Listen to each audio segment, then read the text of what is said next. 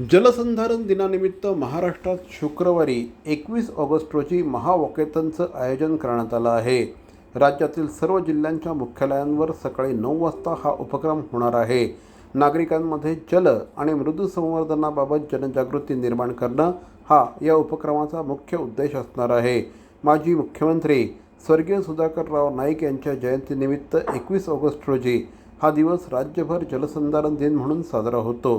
त्यानिमित्ताने मृदू आणि जलसंधारण विभागाकडून विविध उपक्रमांचं आयोजन करण्यात येतं. उपमुख्यमंत्री श्री एकनाथ शिंदे यांनी नागरिक, तरुण आणि शेतकऱ्यांनी मोठ्या संख्येने या उपक्रमात सहभागी व्हावं असं आवाहन केलं असून पाणी अडवू, पाणी जिरवू हा संदेश दिला आहे. जय महाराष्ट्र.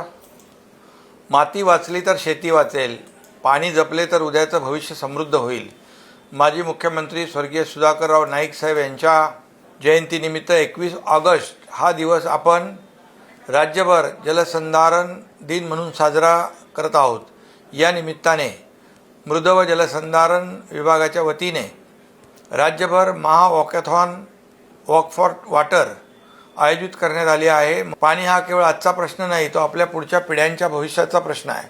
त्यामुळे जलसंधारणाची चळवळ ही केवळ शासनाची नव्हे तर प्रत्येक नागरिकाची चळवळ झाली पाहिजे. 15 ते 19 ऑगस्ट दरम्यान माती आणि जलसंधारण या विषयावरील रील चॅलेंज स्पर्धेचे आयोजन करण्यात आलेले आहे.